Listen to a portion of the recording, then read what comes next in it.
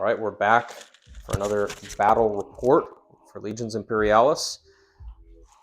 Today we're going to be playing the ambush mission from the Great Slaughter on this board that Hunter's set up for us here.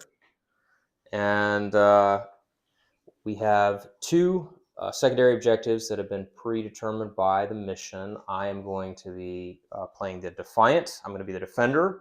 So I'm going to try to keep Hunter out of my deployment zone, which is going to run down the center of the table as much as possible. And Hunter is given the control of the battlefield secondary objective. So he's going to be going for controlling all of these table quarters. So I think this is an interesting mission. I think I've played it once before with Jeff. And Hunter, I think you said you've played it once before as well, right? Yes, I've tried this mission once before, though it was more of a learner's game, I must admit. Okay. So yeah, it'll be a kind of a new experience or newer experience for both of us. We've got two new forces for you today. So hopefully that will be exciting as well as this more unusual mission. So that's the table. I think the only major things to point out are these industrial areas are all considered obstructing terrain within their boundaries. Then we have these normal structures. And then this large structure on the right here is going to be considered three separate buildings with the two wings being each separate and then the central hub being its own structure there. We've got some dangerous terrain there and just some hills. We're still playing with these clouds as obstructing terrain based on the shadow area beneath them. And just some more, this great butte. I think that's the right technical term, butte, right? Yes. Okay. That Hunter built out of, I think, just foam, right? Yep. Yeah. All foam board. And so it's a great looking piece of terrain that's really we're gonna have to play around that for sure. So, all right, guys. Well, we're gonna break there. We'll go through our armies. We'll take you through Hunter's Joint Legions Astartes Force, Thousand Sons, and Emperor's Children. And then we'll go to my Dark Mechanicum. Okay, so I misspoke. This is a Emperor's Children and Alpha Legion force, not Thousand Sons. So yeah, this is a new force for Hunter, right? Or kind of new, a new composition. I basically had been building these guys up over the past couple months, and then our campaign priorities kind of shifted, so I never ended up finishing them, but yeah, today in front of you, you've got Hero Group Arcadus, just the small section, not the extended portion of the formation. You have a garrison company with a 4 block of tacticals, 8 missile marines, and then the assaults will be all embarked in their Thunderhawk. Apart from that, we are also bringing a bunch of las cannon turrets for the tarantulas. The EC force is 8 neutron blaster, sabers. We've got 4 land speeders, 4 javelins, and 2 different 6 blocks of scimitars. So that should be a fun force. The Emperor's Children block, most of those get outflank and scout. I'm going to determine that here in a moment, how I'll play them. And Hero Group Arcadus also receives the scout and or outflank as well. So interesting options to play with. Tell us about your bulk lander here, Hunter. So yeah, that's the Grimdark Terrain Astartes drop coffin. I picked that up recently from Metal Oak Casting Studios, and it was just a fun little piece of terrain. I probably am going to get a second one so that I can fully deploy this section of Alpha Legion thematically, like as a terrain piece. Mm-hmm. So if I have that agreement with my, playing partner ahead of time, I can just drop those on the board and boom, you got new terrain. It'd be great for the orbital assault mission too. Yeah, absolutely. That'd be awesome. So yeah, I think it's a great looking model. Really well painted too. Thank you. Yeah, it was definitely a really fun one to paint up. I just went ahead and kind of did some pin washing in the recesses, buffed up a couple spots, made it look a little bit dirty, but not too crazy. And you still used your Turbo Dork formula? Yeah, that's Turbo Dork Twin Suns that actually has a bit of a color shift on it, and then that doesn't particularly show up well for the core forces. So the actual main Alpha Legion there is painted with Carousel, and then purple people eater for the Emperor's Children. Nice. Yeah. All right, guys. Yeah, in case you hadn't noticed, these are a little bit smaller forces today. We're playing 1,500 points, just mostly because I wanted to try my Dark Mechanicum, and I really only have about 1,500 points. So just kind of a quicker, more agile game today. But that's Hunter's force, and I'll take you through mine in a minute. All right, so this is 1,500 points of Dark Mechanicum, a little less than 1,500 points. I have 3 of the cohorts, I believe they're called. We have the Terror Protocol, I believe, or maybe this is the Purge Protocol. Anyway, I've got 2 detachments of 2 Cerberos, 1 detachment of Scintillax, which gives me the new Spheric Controller special rule, and then I've got 2 detachments of 4 Tenebrax Archers. And I believe the special rule for this cohort is that if they're within 6 or 8 inches, I'll have to double check that, of the Scintillax, they can re-roll 1s. It's basically the Ultramarine special rule, I believe. They can re-roll 1s when they get hit, or when they fire at a detachment that has already been fired upon by one of their detachments. The next formation that I have is this one here. We've got 2 detachments of 4 of the Arax Butcher Stalkers, 1 detachment of 2 of the Scintillax, and then we've got a mandatory detachment of Vanguard Harpax Swarmers. I've given these guys the exoplanar repeater just for some anti-infantry firepower. And the special rule for this cohort is if they're within the correct range of the Scintillax, they get to add 2 inches to their movement. So especially for these Arax Butchers, I think that'll be pretty powerful on the table. And then the last formation that I have is this Swarm Protocol cohort. And I have 4 detachments of 6 Harpax Swarmers, 2 with the exoplanar repeaters and 2 with the las cutters for just anti-structure and anti-vehicle duty. And these guys get to increase their scale by 1 for the purposes of pinning when they're in engagement with basically, I think, anything. So that'll help me maybe tie down some vehicles. And yeah, that's about it. It's very different from my normal force. This is basically just a fun list that I put together with just, I think it's 4 boxes of the Stalkers and 1 of the Cerberos. So not really trying to do too much tactical shenanigans here. We're just getting them on the table and seeing how they perform, just testing them out. So if I was going to run maybe a larger list, I'd probably ally in some Mechanicum just to give me a little bit more capability.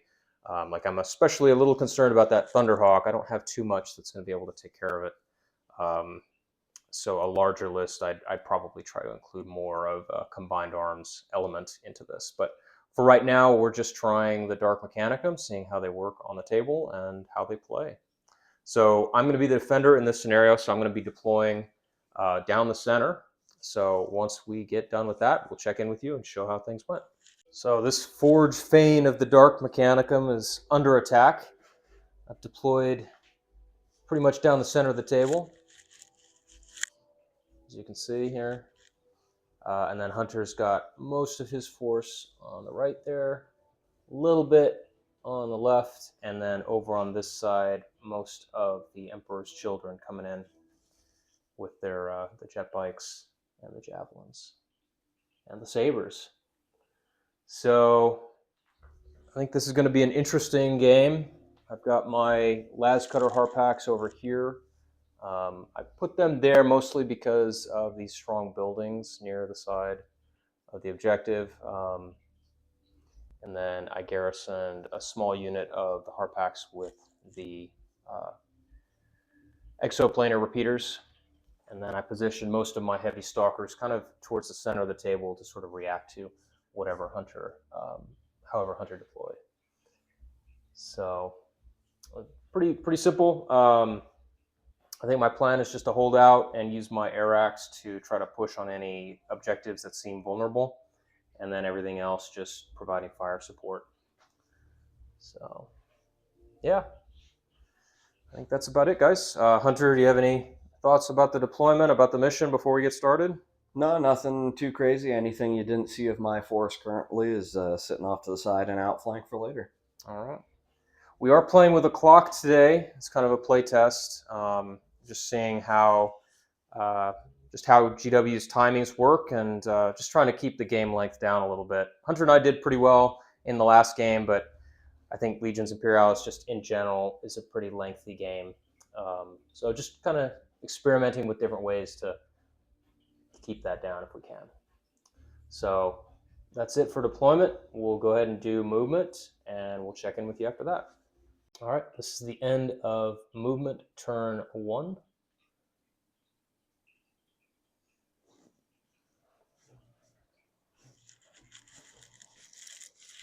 I guess we'll start over here on the right.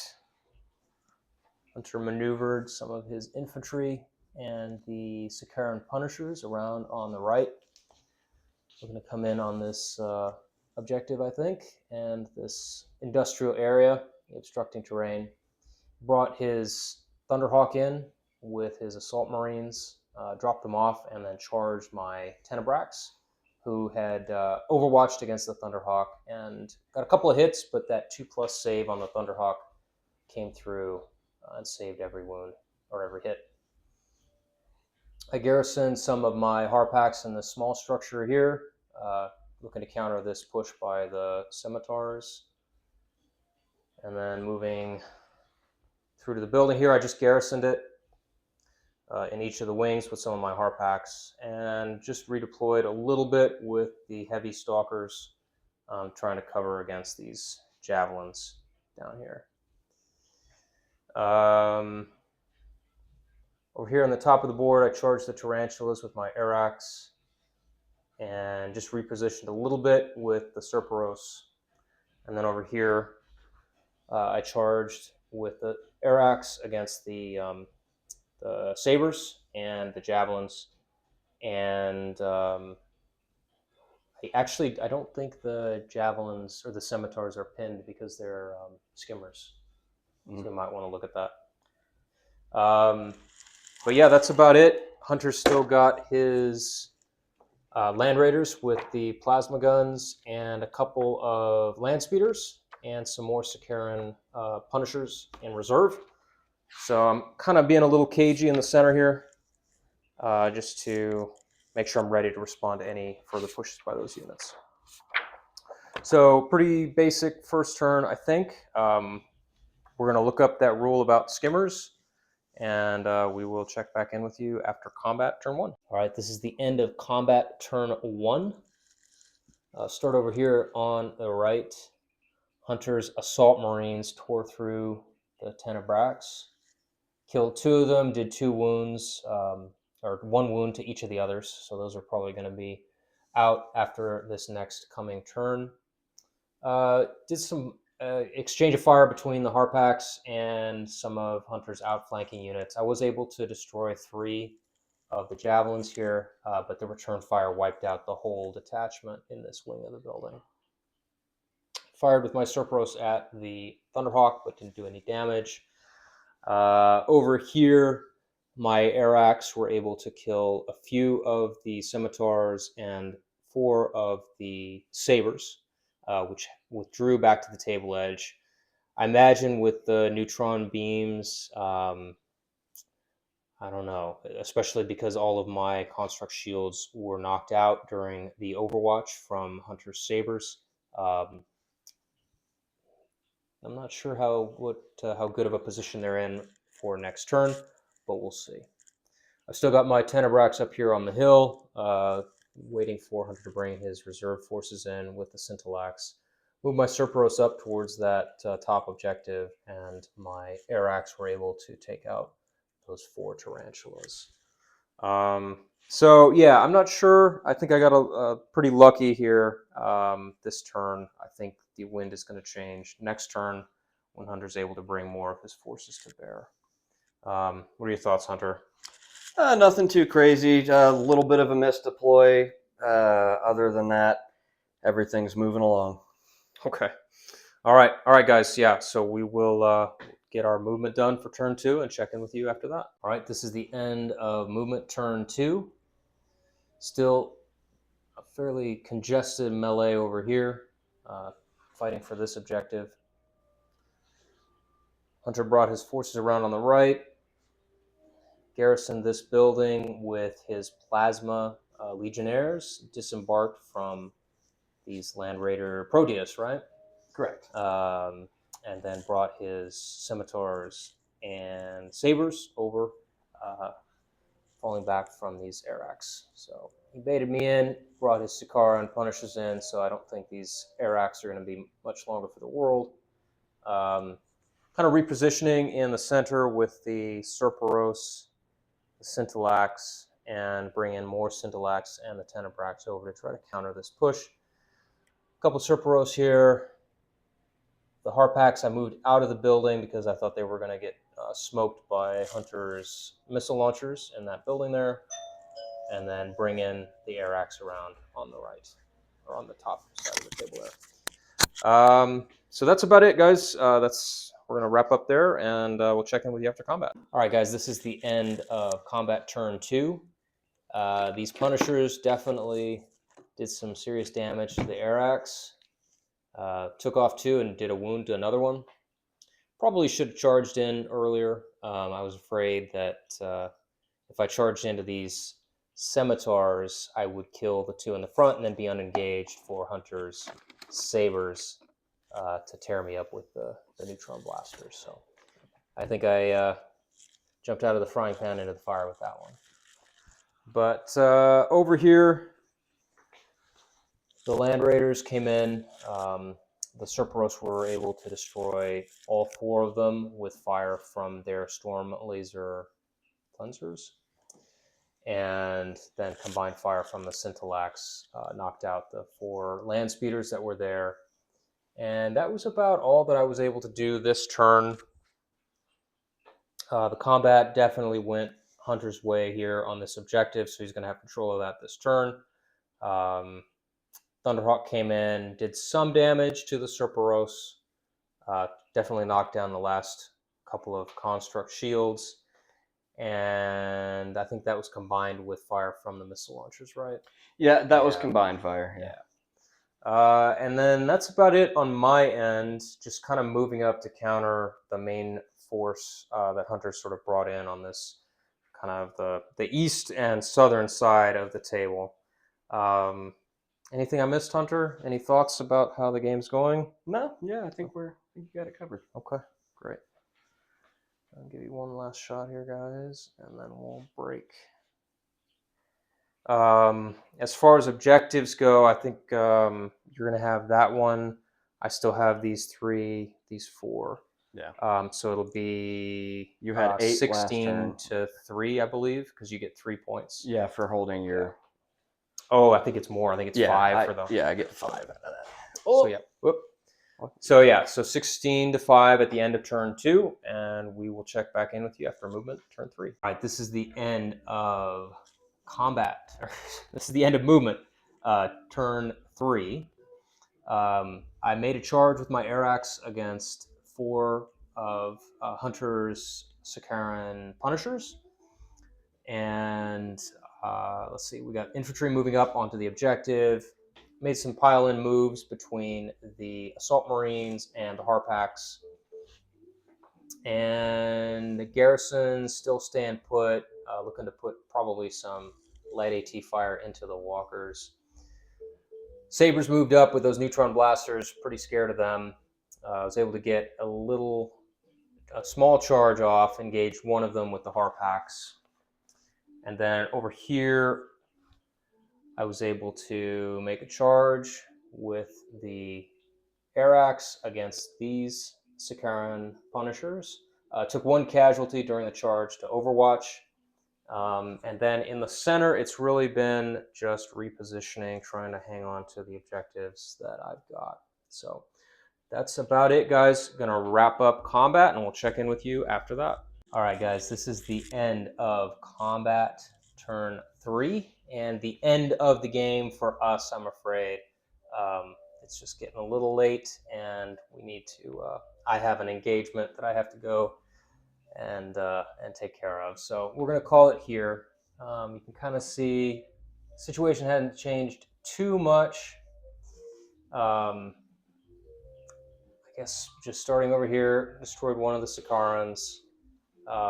My two Cerberos in the center finally were destroyed by a combination of the neutron blasters and the Thunderhawk's weapons. In the center, I took out the Scimitar jet bikes that were pushing up on the objective. I've got my Tenebrax. We're actually didn't do too much. Scintillax were able to put some fire in these scimitars here. And then over on the right, Hunter's just moving up his infantry and stuff. In this this final combat, most of these Harpacks got wiped out. So, and then over here, we actually forgot to do that combat. But it really, because we're called the game, we just decided to not worry about it. So as far as the final score, the tally that we've talked through is going to be 41 to, I think you said 36? Yeah, 36. Just because at the end of the game, I think I'm going to have all of these objectives still locked down in the center, which is going to give me another 10 points. And then this one's going to be worth 3. So just between a combination of that and just being able to hold those central home objectives is going to give me the win. Even though Hunter's definitely got this one this turn, and for sure got this one over here. I'm definitely not going to be able to take those back, but I think these central ones are pretty locked down. And yeah, so we're just going to call the game there. Victory for the Dark Mechanicum. Skin of my teeth, fingernails, whatever you want to call it. But yeah, it was an interesting experience playing them. I am not sure how I feel about them yet. I feel like the Harpacks were good. I definitely didn't make the best use of the controllers to keep them within the new sphere controller range. But I don't know. I feel like maybe they're not. They only have that +1 calf and the 6-up save, and I think that kind of lets them down a little bit. I think the calf is what really lets them down, because my assault marines were effectively able to handle almost half of a formation from you. Yeah. So it really couldn't count on them to hold an objective, really, which is what I was depending on them to do. So I might need to reassess my use of them for the next game. Definitely different, and like we talked about in our last game, it is amazing how in Legions Imperialis some very small changes can really make an army feel very different from the other forces on the table.